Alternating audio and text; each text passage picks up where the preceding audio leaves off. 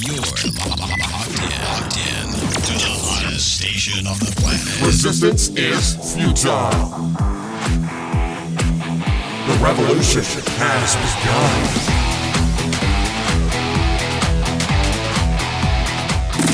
You're listening to Rebelpreneur Radio, helping you break the rules and build the business you need for the life you want. And now, broadcasting his pirate signal from somewhere beyond the status quo, here's your host, best-selling author, marketing and media strategist, Ralph Brogden.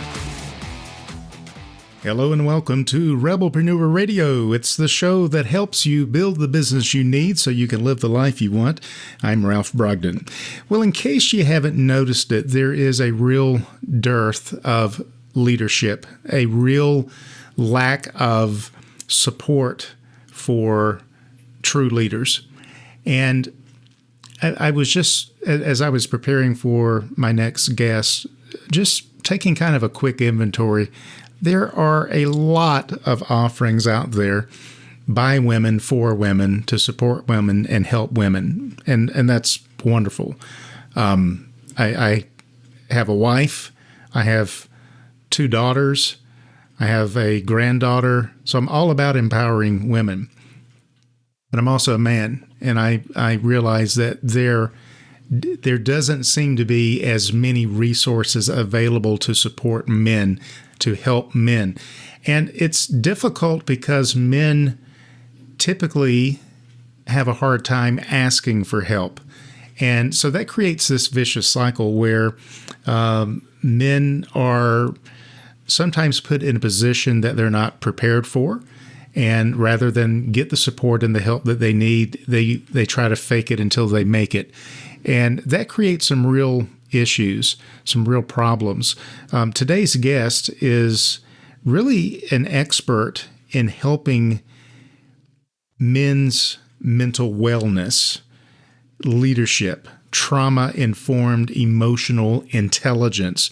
And I really appreciate the fact that he's focusing on helping male leaders find happiness, love, and success in everything that they do. So I'm pleased to welcome Mike Skrypnek to the show. He is an international bestseller of 9 books. He is a keynote speaker and a sought-after business strategist who has shared his insights and wisdom with thousands of passionate, purpose-driven entrepreneurs, business leaders, and executives. His coaching focuses on purpose at the intersection of personal, professional, and philanthropic development, healing our past traumas and reforming our subconscious patterns allows us to realize our unlimited worth. Mike, welcome to Rebelpreneur Radio. Ralph, it's a pleasure to be here today. Thank you. I've been browsing your website, trying to get to know you and get to know all about your program. But you are the one who knows you best. Tell us a little bit more about who you are, what you do, and who you help. Well, who I am, I think you even touched on who you are. I mean, I'm a father, I'm a husband. I'm a business owner, a business consultant, an author. I'm a little bit of a lot of things. What I am first and foremost, though, is a man who helps other men understand that there are opportunities for them in the challenges they face and people who might be able to help. And if I want to elaborate on that, I found myself in a moment of what I would call an existential crisis late in life at 51 years old. And that moment was, adorned with depression and deep, dark sadness and hopelessness and a 10 days of considering ending my life and removing myself from this world. And then a journey of healing that followed.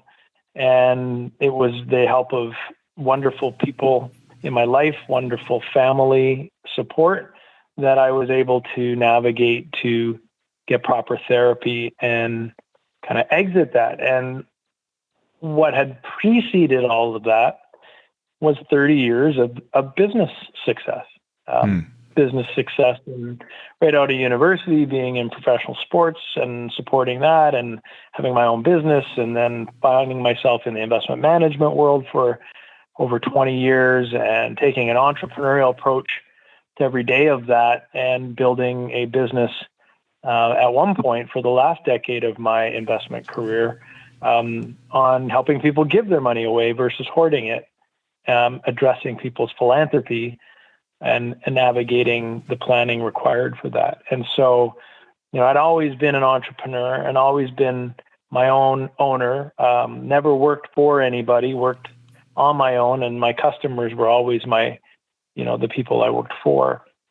And exited that industry, sold my business, and began coaching others on the things I learned from other entrepreneurs who said, if only 20 years, I would have known this, and decided to pass on that wisdom.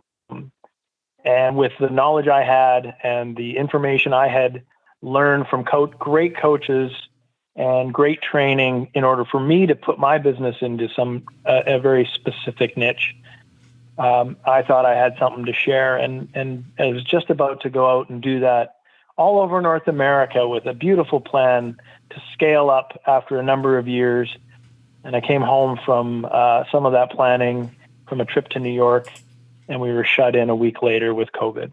And that journey for me became one that was a bit of a spiral and culminated into that moment of crisis. So at this side of the crisis, a few years later, I'm here helping men at a deeper level. Coaching was something that was all about strategy and tactics. What I've understood now profoundly is coaching begins when we go deeper into ourselves to understand that what the work we do won't be undone by the sabotage we choose, or we don't choose, quite frankly, the subconscious unraveling of the good things that we do in life. And so that's what I help men and I help business leaders with, and I help people understand is, that the majority, 70% of male leaders, have gaps, and 75% of workers today view their leaders as the number one reason they don't enjoy their work. So those gaps are really critical. And my role in this now is to take all that wonderful business knowledge and intertwine it with things that matter more. That leader where they go, I don't know why every 6 months I have to replace half my staff, or I don't know why I can never get my deals to work and they always fall apart on something.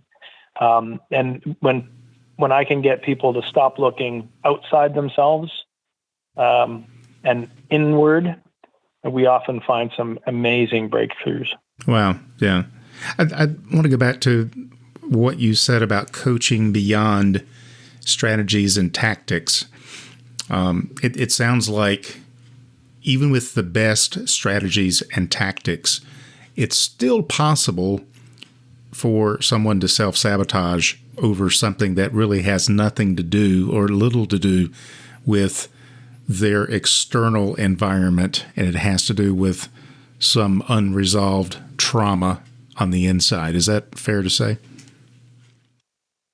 It absolutely is. And, think of this as a metaphor. I just thought of this right now, and that is all my investing career. Like, I eventually was really about structured investing, right? So I wasn't a big stock picker.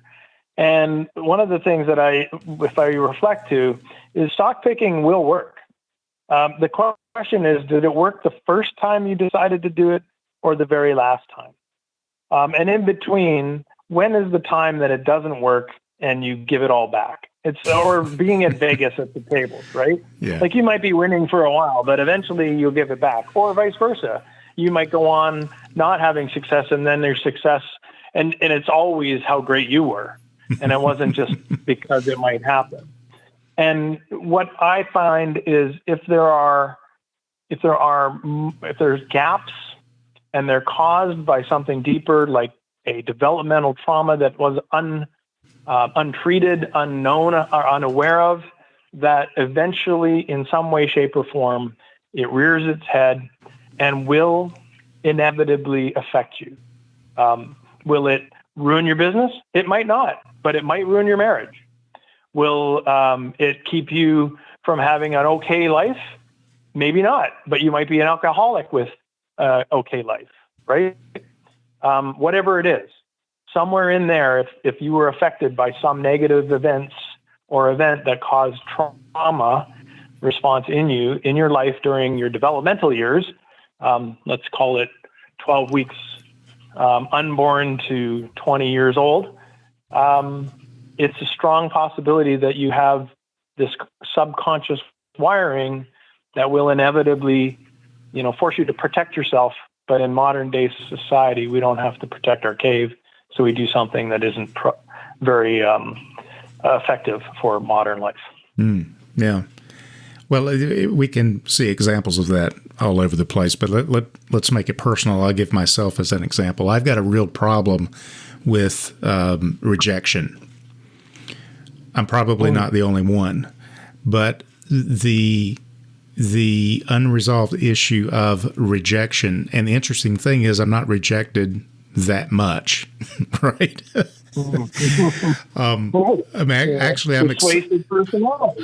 very acceptable to most people, but it doesn't matter what it is. It could be applying for a Black American Visa card or American Express card and saying, no, not right now. And that throws me into this unrealistic reaction. That is telling that might be telling you then that here's something that happened back in my developmental years that I never fully resolved, and now it manifests when a similar triggering event happens, and that's affecting my risk taking now. It's affecting my relationships now. Is that a good way to characterize what we're talking about? Absolutely. Now, there's some positives to that. Not taking no for an answer, not handling rejection as you'd view it as a challenge, right? It might be if you took it as an affront, then maybe you work harder, right? There's some positives that happen as a result, but the negatives become what is the emotional connection you have to the underlying behavior. So if rejection is something that gets to you, what are your emotions? Do they manifest as anger? Do they manifest as resentment? Do they manifest as distrust or depression? And then what do you do in effect as a result?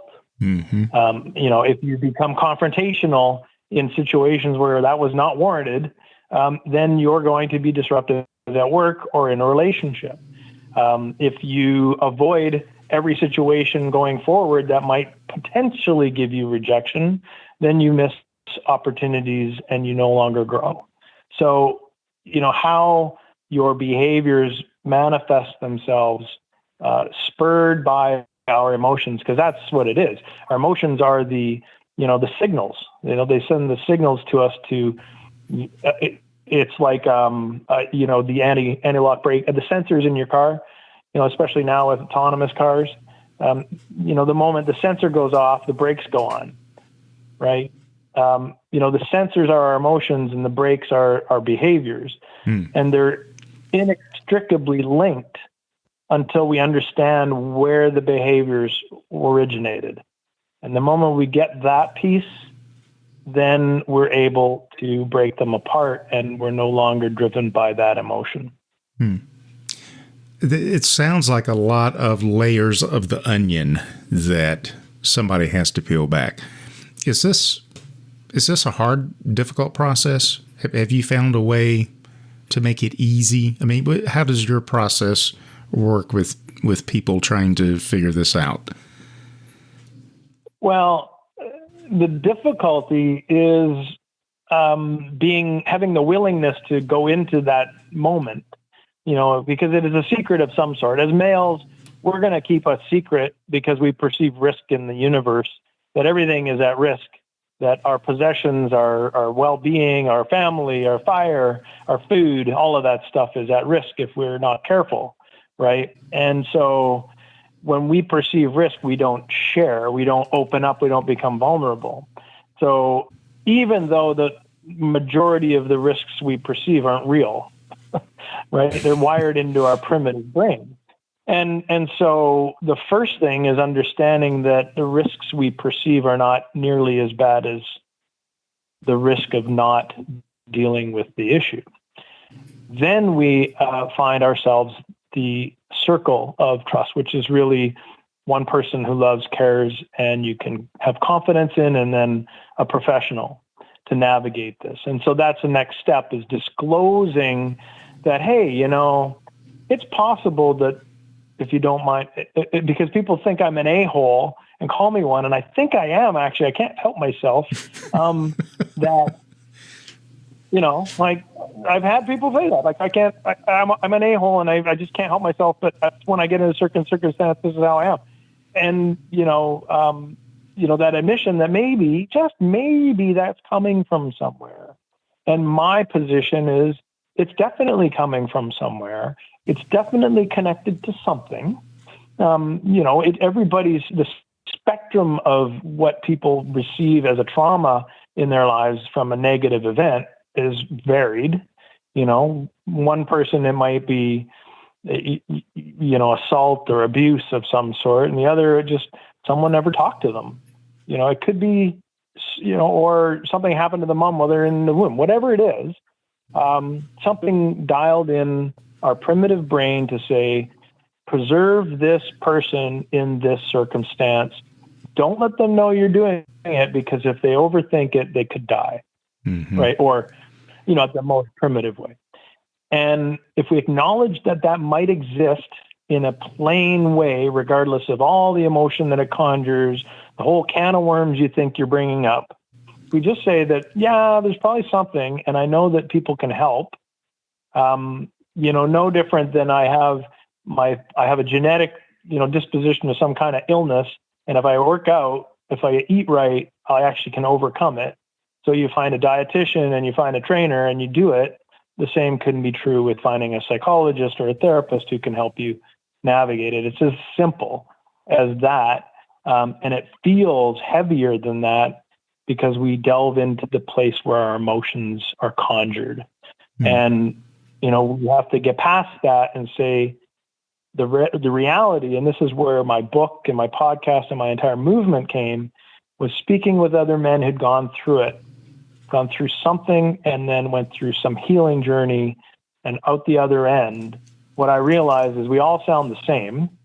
We all had the same kind of group of emotions that seem to be surrounding different negative events in our lives.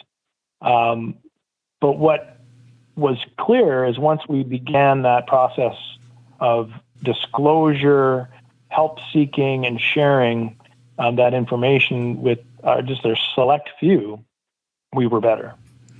And that's the key. And it was the kind of thing that makes you look back and go, I don't know what I was waiting for. Yeah. I said I buried something for 40 years. That didn't seem very helpful when I was considering ending my life and my business was in turmoil, and vice versa. Because my business was, all of that stuff was combined.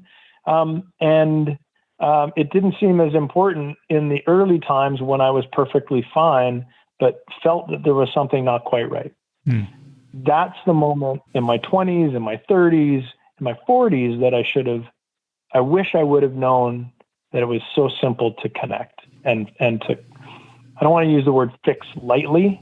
I use fix, but it's a little more involved than fix, because I think there's a duration effect. If you endured years and years of traumatic events, it takes a while to unwind. I think there's a very clear duration effect to the type of thing you've experienced and how deeply wired it is. But beyond that, every time you step forward and disclose, it's better. Just plain old better than it was the day before. So your work takes you to men's groups, corporate settings, leadership trainings, keynote speaking. You've written several books, and men are struggling. Absolutely. Men are struggling everywhere.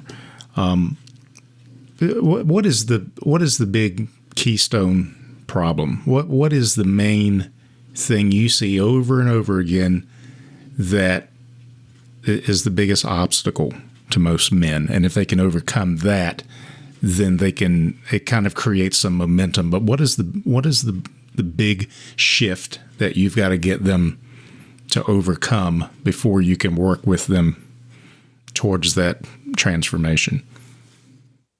Well, it would definitely be kind of two-sided.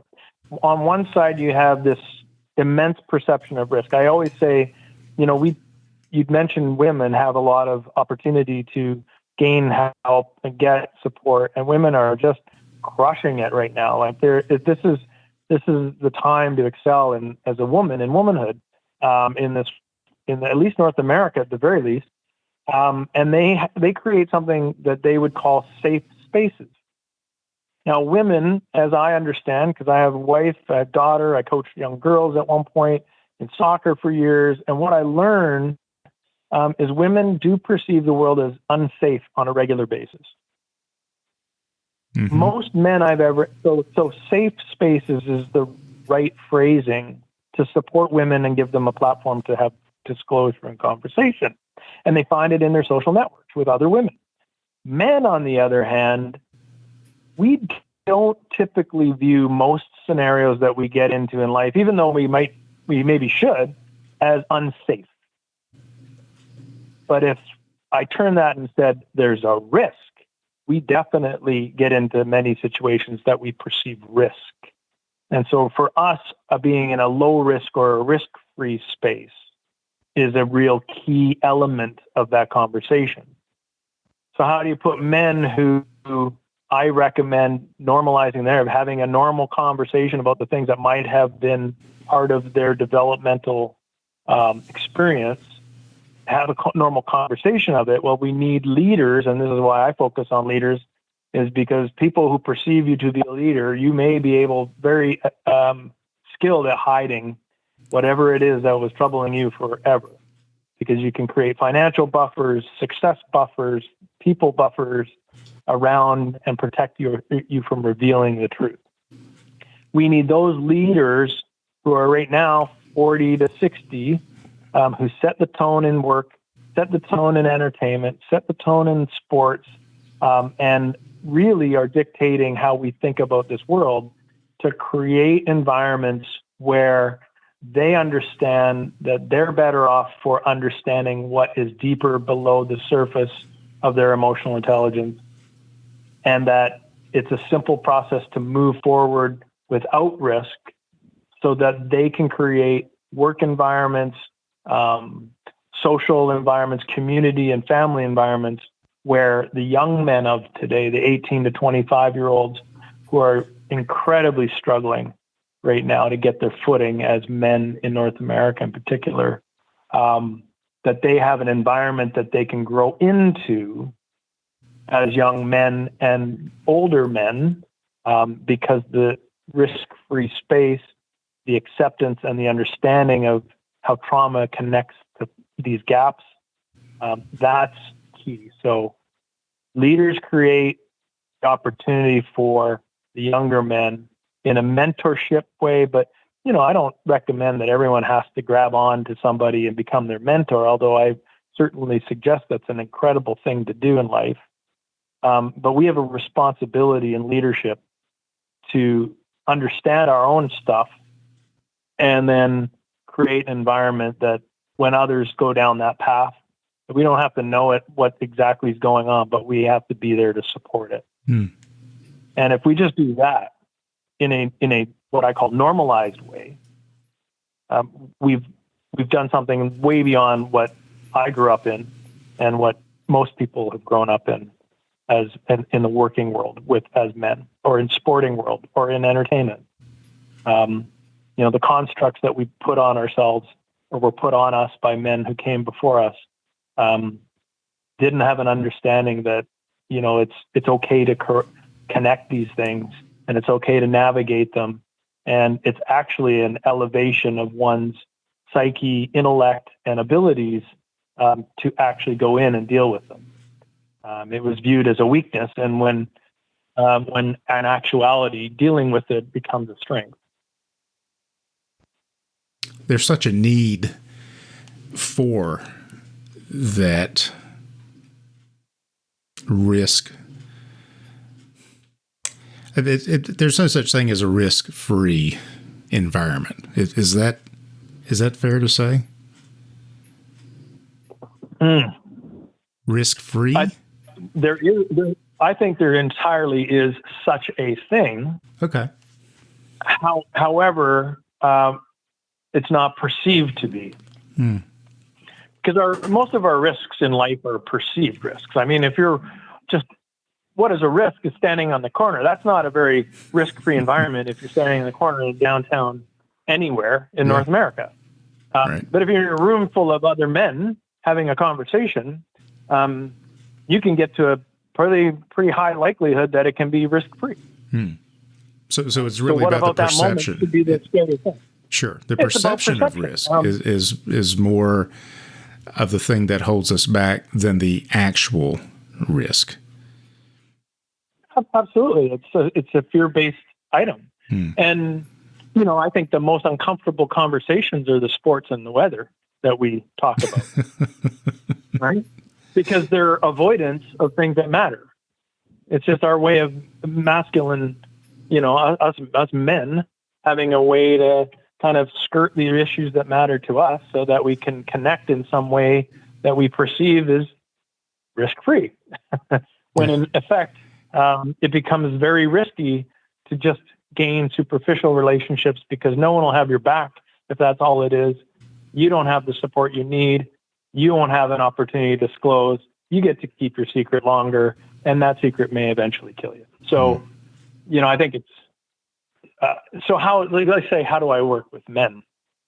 Yeah. An example being, so consider a CEO that might, be frustrated, absolutely smart, innovative, driving a business out of, starting from nothing and creating something, right? And all of a sudden you have an enterprise and it's growing. And then you realize, well, I didn't do a very good job of maybe bringing people around me, but maybe you get to a point where you're so in it, you can't tell whether or not people are quality or not quality. And you begin to worry that you can't trust anybody.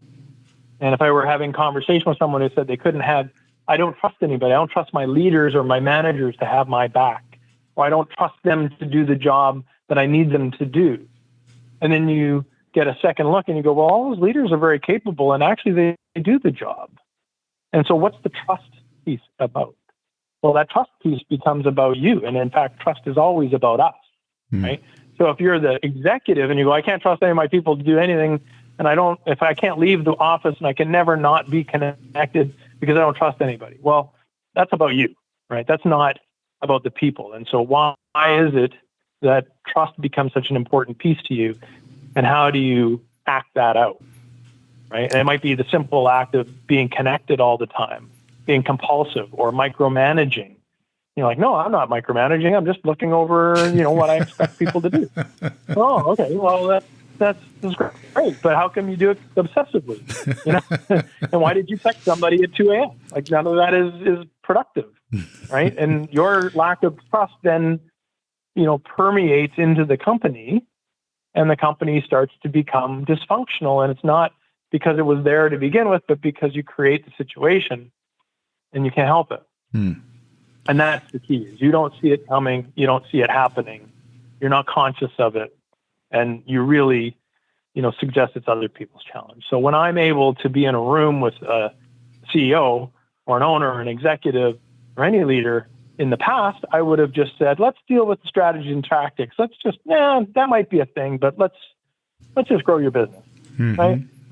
Let's just, let's deal with the processes and people. We'll get that figured out. And I would do that because I would be fearful that they wouldn't like me, they wouldn't appreciate me, and they would fire me, right? And there I would have no value and no worth in the room. That was my pre-life revelation. Right. And then post that, I went, oh my gosh, what they really want and need is for me to be in the room calling them on this. And not calling them on everybody else is as afraid to. No one else is going to do that but you. No one else. In that situation. Yeah. Your wife and family aren't even going to. Right.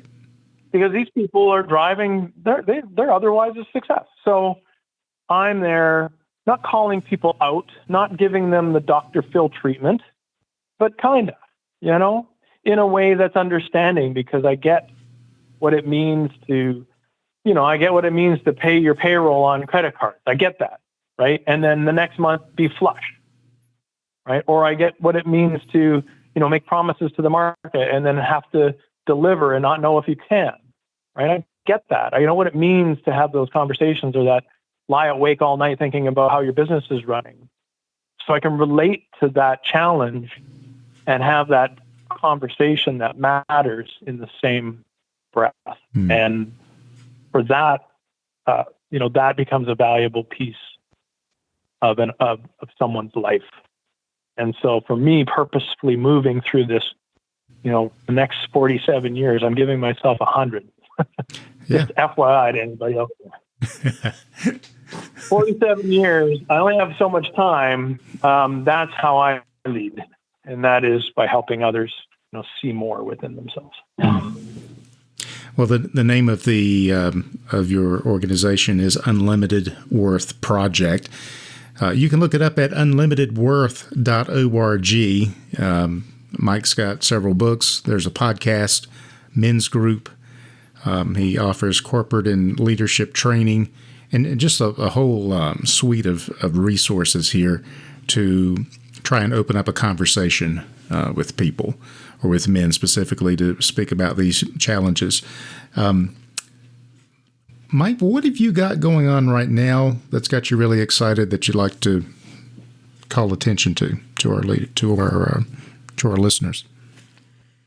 Well, we've got our men's group fired up again this fall. Like, we took a little bit of a hiatus in the summer, so we're getting that going. We meet monthly right now. Men Worth meeting. I market through my LinkedIn platform and on our website. That's got me excited. Another thing that's got me excited is straddling in with companies in-house. I'm working internally in a fairly male-dominated company that I'm with right now. Working from the inside out, looking, unusually, where I'm normally an outside contractor, I'm an inside worker with some of these people, doing some important work from the CEO to the front line. So that's got me really excited, because you can, on a day-to-day basis, you begin to make such difference in people's lives.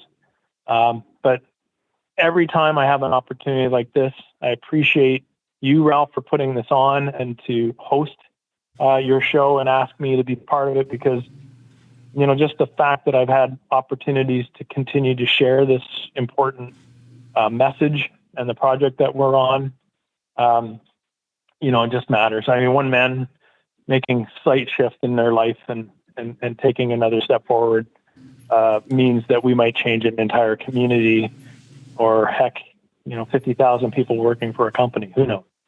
But if it just changes one life, it'd be amazing. Yeah, absolutely. And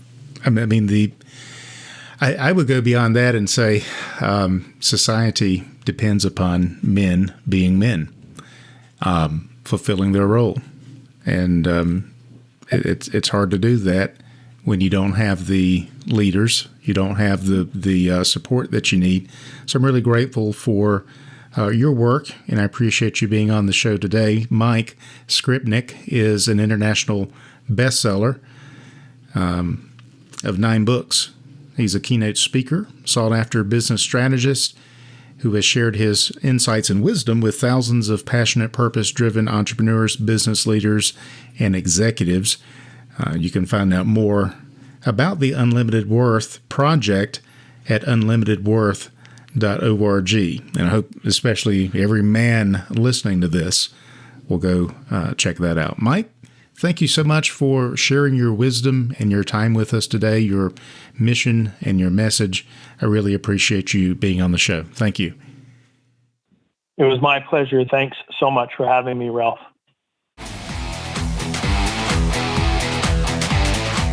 You've been listening to Rebelpreneur Radio with Ralph Brogden. Download the show notes and much more at rebelpreneur.com.